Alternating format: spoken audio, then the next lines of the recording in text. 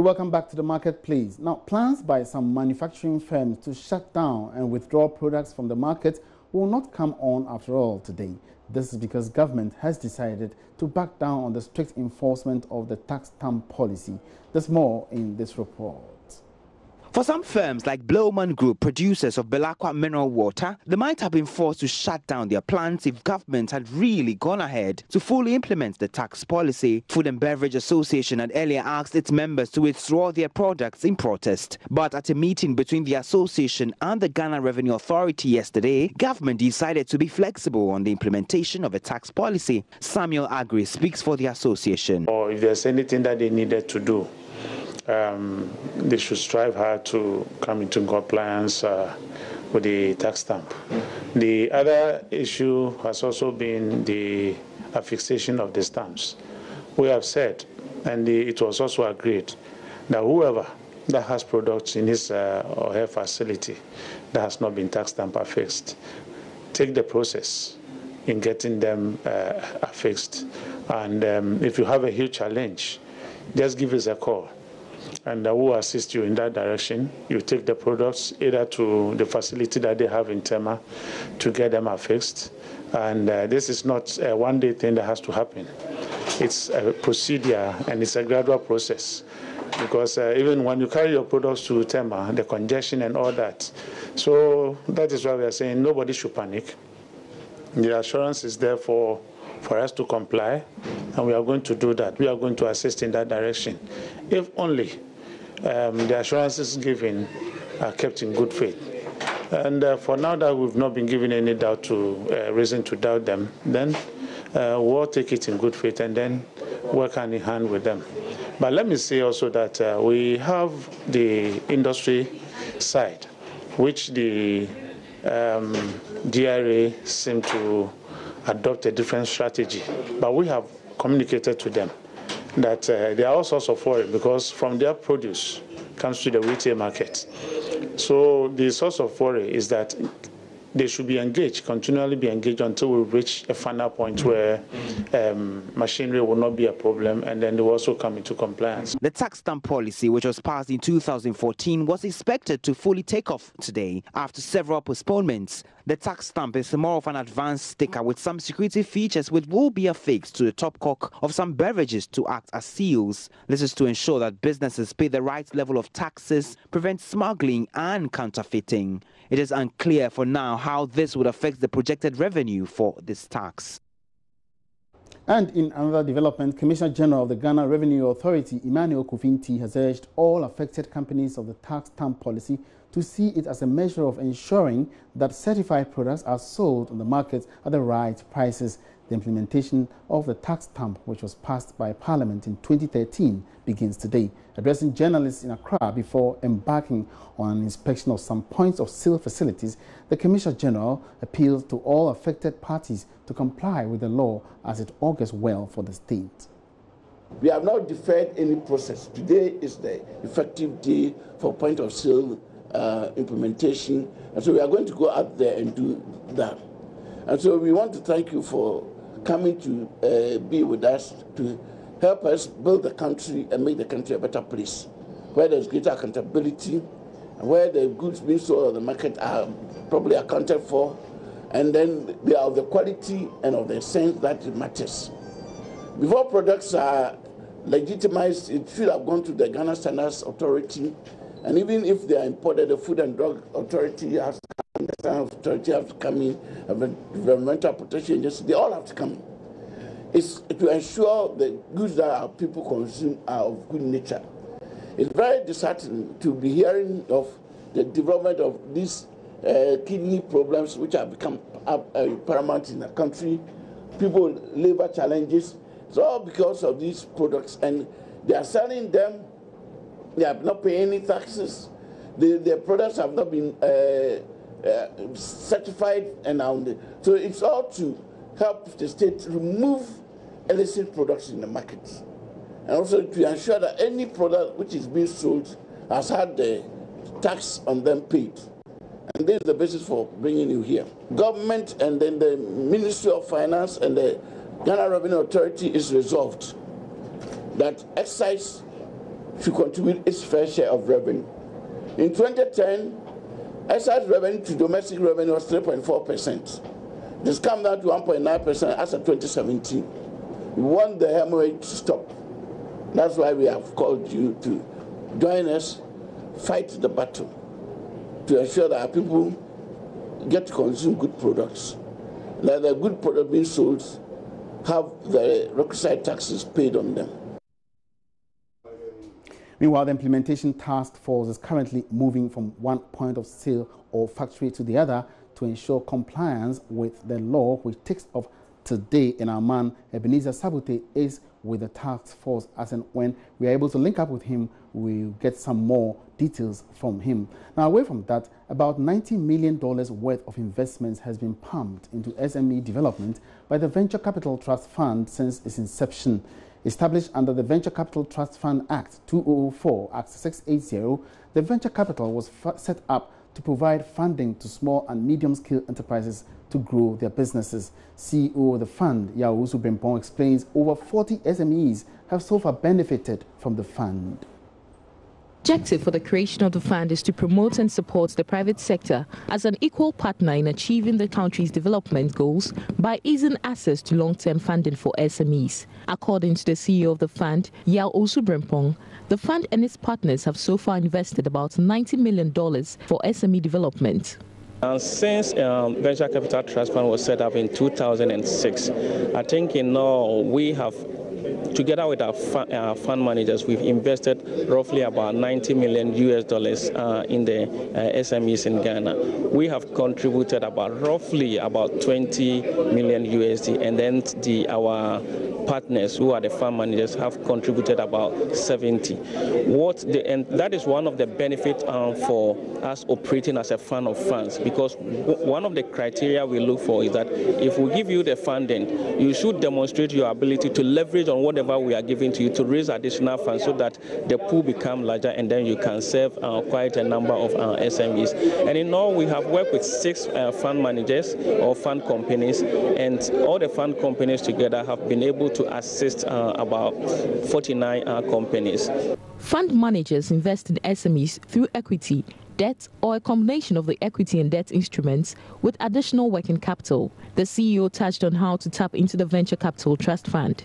It's talk about having a business plan with the financials, having a good team, understanding the business yourself, and then demonstrating the fact that you also have something to contribute to the business by way of your own equity contribution. Because like we said, there is competition. So, I mean, why is somebody getting it and another person not getting it? So and we have a lot of entrepreneurs or businesses chasing limited funds. So definitely we have to look at the most competitive ones, and then we provide them with the funding. And so if you're actually looking for funding, be it from venture capital, be it from any other financial institution, you have to make sure that your business proposal is attractive. Sheila Tamaklo for Joy Business. All right, so we're now going back to our earlier story where the implementation task force for the tax stamp policy has given a 3-month transitional period for manufacturing companies to affix the stamps onto the affected products. The Commission says it will withdraw all such goods from the market after the period.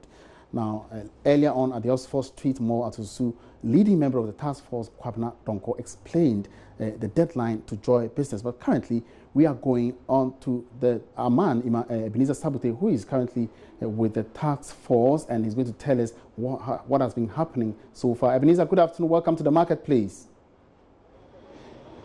Good afternoon, Abuaji. All right, so what's the current location and what has been happening? Earlier on, we went to the Oxford Street Mall ShopRite, where we found out that some products were not affixed with a tax stamp.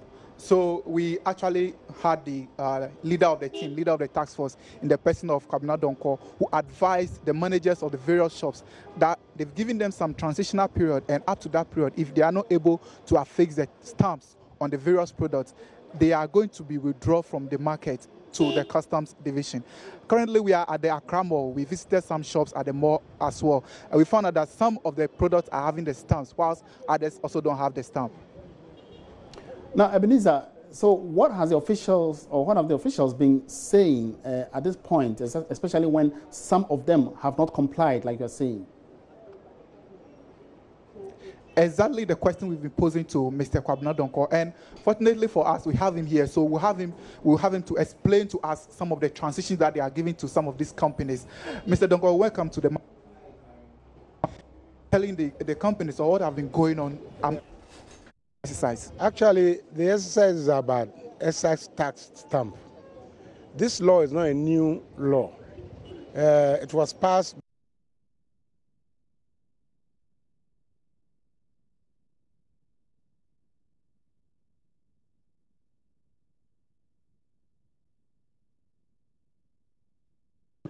and other things. So if you don't pay your tax, and from our records, we found out that excess tax has been dwindling. And it's true that when we came here around, we saw that some of the goods have not been affixed with the stamp, even though the transitional period ended yesterday.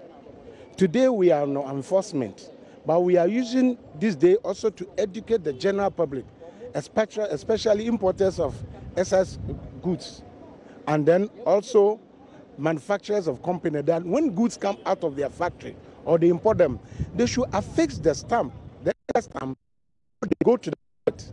Okay, so after this education and after 1 month, 2 months, 3 months, and they are still not getting the stamps, what will be the sanction for them? By law giving us the Act 893, Section 15, tells exactly what you will face. Help us. It's either you are sanctioned with a 300% of the tax you are supposed to pay, and also either you go into imprisonment. Imprisonment for how many years? Depending on what the rest will say. Maximum? Maximum is stated that, this only stated that imprisonment for maybe 5 years or more. Okay, so what of those products that came into the country before the enforcement date today? Oh, we have whiskey, carbonated drinks, minerals, like what we call the pure water, and a lot of them. I can't imagine if I Fanta, a whole lot of them. They are in the market. You can see them. We visited some, you saw some of them, and cigarettes as well. And with the cigarettes, you realize that some of them have complied. It means that they are aware.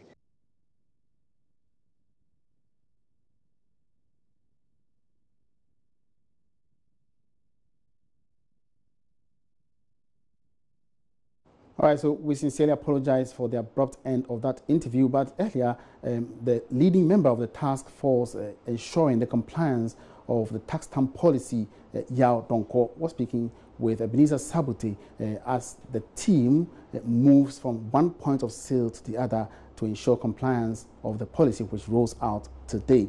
Now, let's turn our attention now to other stories. And the 22nd Ghana International Trade Fair and Exhibition has opened in Accra. About 600 industries and businesses are taking part in the event. The Ghana International Trade Fair company says this year's event is geared towards creating a common platform for potential investors and businesses to dialogue on ways to benefit from the government's One District, One Factory program. Once again, Ebenezer Sabote's report read to you. Trade Fair and Exhibition Program is an annual event by the Trade Fair Company to help foreign and local industries exhibit their goods to the international market. The theme for this year's event is Industrializing Ghana, Creating Jobs. Chief Executive of the company, Dr. Agnes Edu, noted that the motive behind the theme for this year is to help move the agenda for creating jobs through industrialization by government. This year we are a little different in the sense that we want to refocus trade fair back to trade and industry. So the fair theme is Industrializing Ghana, Creating Jobs. And that is to piggyback on government's agenda to industrialize Ghana across all sectors in all 216 districts. So this year, what's even more exciting or what's different is that we've partnered with the 1D1F initiative. We partnered with Ghana Investment Promotion Group, meaning GIPC, so that we can bring the focus back to trade and how we can link our local industry to that of our global partners. She's also been talking about what this year's fair holds for participants. Focus this year is made in Ghana. Some of our hashtags and handles are actually that we are all made in Ghana. I'm made in Ghana, you are made in Ghana. This pavilion that we are standing in is Pavilion A. And Pavilion A is specifically for Ghana-made companies or Ghana-made goods. So we don't want to create unnecessary competition with international companies when you enter this pavilion. All the focus is on our local industry. The outdoor pavilions or the outdoor canopies and the outdoor space is also geared towards the small mom and pop operations, the new ideas that we want to embark upon to promote. We have set an area called the 1D1F Clinic, because this year our focus is on Ghana industry. That's what Trade Fair is supposed to do, promote our own industry. So we have partnered with the 1D1F, the government initiative, and there's a 1D1F clinic and seminars that will go on through the fair. So our focus really is to introduce our local industry and then introduce it to the international partners. Thank you. In all, about 600 companies have registered to take part of the event. It's live on the marketplace, and moving on to other interesting developments. Barclays Africa is to be rebranded as ABSA, subject to regulatory and shareholder approval. Group Chief Executive Maria Ramos disclosed this to investors and journalists across the world today. Now, George Wiafe participated in the investor conference and has joined us right here in the studio for some more details. Now, George, why the name change first? So you remember that Barclays UK, as part of some regulatory requirements, had to get out of some regions, and Africa was one of them. So it meant that Barclays Africa Group, as a separate entity, had to move on and get a different name. As part of the requirement, they were supposed to stop using the Barclays name within a certain period. So Barclays Africa then had to go around and engage their stakeholders, their shareholders, and even, let's say, creditors about what should be the right name for the new bank. Don't forget that in the South Africa local, let's just say Barclays local, the ABSA bank is already there. So in terms of Barclays local, that is the South Africa region or country, they are working with the ABSA bank. But when it comes to Africa as an entity and with other African countries, then it was Barclays Africa. So after those several engagements and all, they decided that, okay, it looks like ABSA should be the right name that they can use. And just to recall it, last year we did a story confirming or saying that they are going to settle on this name ABSA, and it has come to pass. So if the shareholders approve it, and even in Ghana, if it's not approved by Security and Exchange Commission, it means they cannot use that name. All right, so and what's going to be the implications of this? It means that for all the units that they are operating in, they're going to change the name. So for Ghana, Barclays Ghana, the name will be ABSA Ghana. And again, if they are able to get all the approval from the Securities and Exchange Commission and even government and other shareholders, then the name will change. What we understand that they have a maximum of 2 years, within 2 years, to do the rebranding. All right. And is this rebranding going to affect necessarily the operations of it won't change. It'll be business as usual. You have, before they settled on this name, they had extensive engagement with all the regulators, with their big clients, with their shareholders. So it's something that they got the understanding from them. If, for instance, the name should change to ABSA, what would be your concern about that? Because it means that the brand, the color too would also change from the blue to something like red as well. And don't forget, there are other competitors in the country also using that color. So they looked at all those scenarios before they thought that, okay, it is right, they can go ahead and use the ABSA name. So Barclays, all other things being equal, should be ABSA Bank Ghana. Thank you very much, George, for that update. And that was George Wiafe bringing us up to speed with the new identity of Barclays Africa. Now, the Trade Ministry is turning to the United States government to help convince businesses in their country to invest in Ghana. According to the ministry, the environment is now right for these investors to make some good returns on their investments. The move would also help local businesses tap into the expertise of U.S. firms. Deputy Trade Minister Carlos Ahinkra was speaking at the opening of an American motorcycle manufacturing company here in Accra. Recently, I'm sure you're all witnesses to the brilliant speech given by my president when he visited the U.S. Governors Association meeting. We don't want to be an exporting country. We want to be a value addition or value-added country. We cannot continue sending raw materials out of our country. We want to at least make manufacture and produce goods here in our country. Let me take this opportunity to ask the U.S. ambassador to hasten to get us more U.S. investments into Ghana. And if this will be... If this will be possible, we need people like you to help us. I don't think it's even in your interest, much in your interest, to just come and take our gold or take our bauxite and take our timber and just take it out. What about that nice furniture that you're going to produce out there? Can't you do it here to give my brothers and sisters work to do? That is what we demand from people like you. And the Deputy Trade Minister Carlos Ahinkra. Now, does Broma natural cocoa powder ring a bell? A few years ago, they were the most sought after for natural cocoa powder till a breakdown in equipment crippled operations. Now, this cocoa processing company, Allied Cocoa Products, could get a lifeline should they receive a stimulus package from government. The Joy Business van met with the Chief Executive, Major Daniel Ablokwaku, retired, who hopes to bring this company back on its feet. That's in a repeat of the Joy Business van. Major Daniel Ablokwaku, retired, manages Allied Cocoa Products Limited. You were in the army for 12 years. Yes. How did you get into this then? After retiring from the army, I was in the army as an accountant. And so I looked for a job as an accountant in Cocoa Board. And I became the management accountant for Cocoa Board. Subsequently, I became the director of finance.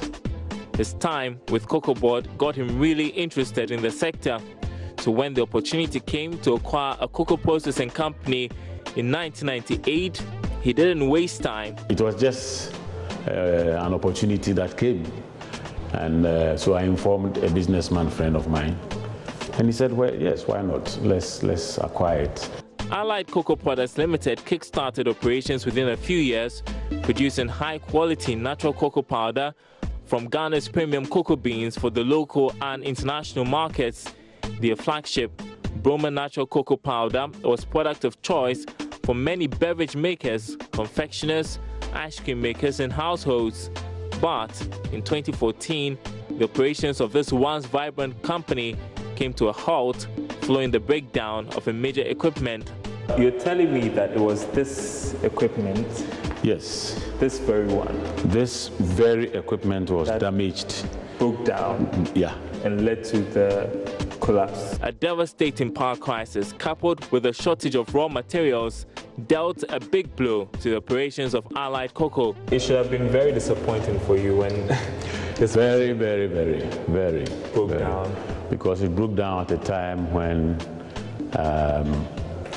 we were talking to customers who were, at that time, even the export market was very buoyant.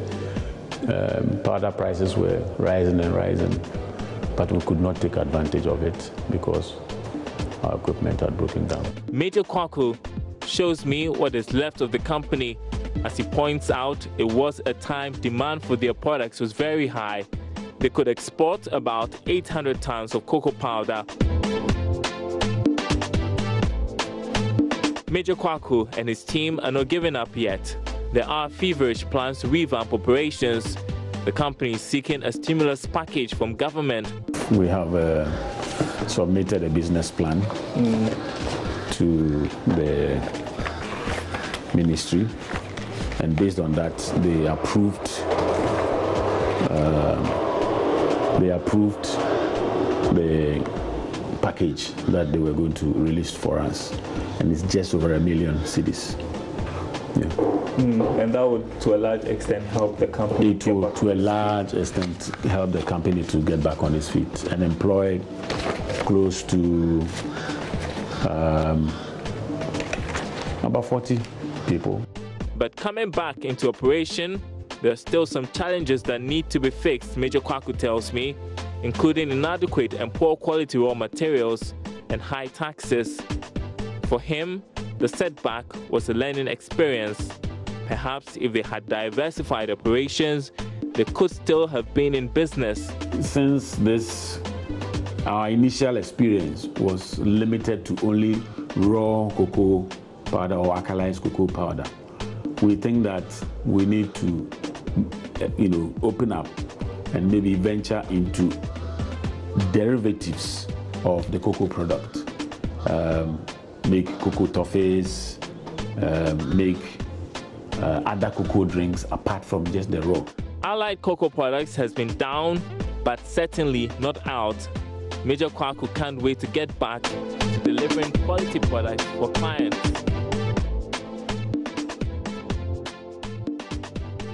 So remember, you can always get another business story on the Joy Business Van, which comes your way every Wednesday on Business Live, with a repeat on Thursdays on the Marketplace. And this is where we draw down the curtains on this edition of the Marketplace. It's been a great pleasure having you on board. Do join me again same time tomorrow for another edition. My name is Emmanuel Akwaji. Have a good afternoon.